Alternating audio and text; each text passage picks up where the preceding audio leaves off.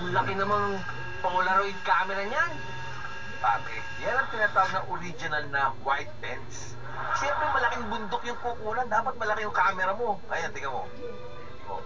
Yun ba yun? Pare, mamahalin yan. Pare, sponsor ba natin yung tatak ng camera mo? Bawal yan ha, nagbayad ba yan? Ano ba yan dyan? Laki ng binayad yan, oh. Ayun, nakita mo na? Pare, unti-unti nang nade-develop yung tao. Ba't parang tubig yung lumalabas na yan? Kala ko ba, hindi develop? Yan, tubig. Hindi nga nade-develop, siyempre, gradually. Ano ba? Pangit naman yung picture. Yan ang nakunan. Oo, yun, oh, yung Yamashita volcano. Bakit mas malaki yung tao dun sa bundok? Hindi ka ba nangingialam? Pare, yun ang tawag yan eh, cinematography. Sige ha, walang mali sa itong akap ko Nakakagutom ba ang pagiging isang sales lady? Nakakagutom. Ikaw ba naman tumayo isang buong araw? Ewan ko lang, hindi ko malaman. Oo nga naman. Alam mo, mas mabuti pa. Kainin mo na lang itong dalang mong pumas para hindi ka magka-ulcer.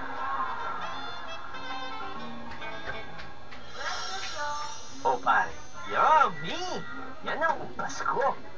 Ubasin mo yung mukha mo. Eh, lobo yan eh. Ano ubas? Ubas yan, tignan mo nga, oh. Ayan eh, ote mo, parang pumuputok, lobo. Siyempre, kaya pumuputo kasi nakain na ng tao. Ano, may tinik? Go for. Sa ngayon, di ba?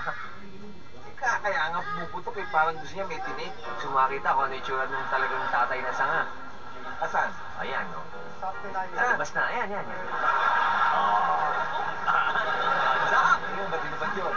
Exposure. Iha, totoo ba ang kasabihan na para daw mas magiling ka sa sales, dapat matamis ang iyong mga dila? Opo, kasi ang tao may matamis na dila, magaling daw sa sales talk. Wasag ako eh. Ayoko niya mga matamis na dila na yan. Ang gusto ko yung dila ng mga bata ko, panoorin mo to. Man, yun naman yung talent mo, yun naman. Inggit ka lang.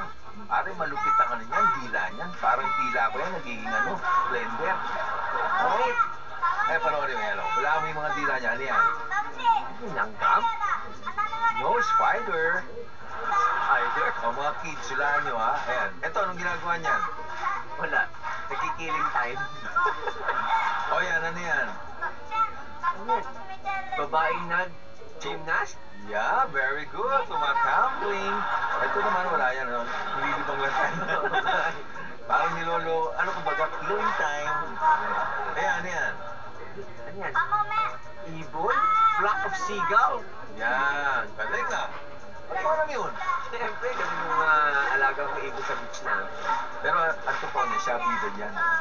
Siya bidod yan. O, yan, yan. Volcano! Very good. O, hindi na, oh. Nagnanaba. Parang dila ako. Ako, dila ako, tingnan mo. Ayaw kong gawin na blender. Marami may gusto ng dila. Ayan. Ano yan? Ano ginagawa? Nag-sit-ups! Exercise.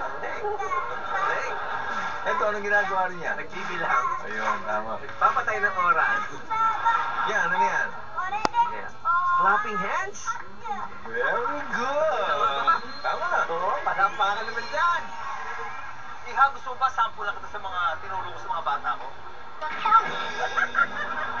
Ganda nito Pare, Ang lakas na sample sa'yo, may segue ka pa. Parang kita sa camera yun. Wala lang nasusunod ka ba? Parang tinapid lang ako, nagkakalingan dito. Ano mga tinuturo mo kalokohan sa mga bata mo? Alam mo, Iha, ang mga tinuturo ko, puro pang general patronage na. At ako, marespeto ako sa babae. Ayan, hindi nakataakbayan. Ito kamay ko. Sige, ito Panoorin mo.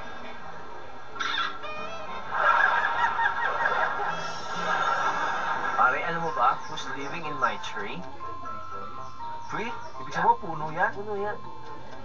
Yan na nakatira dyan. Ako, pare. My woodpecker. Yan, medyo bastos Loko niya. Yan.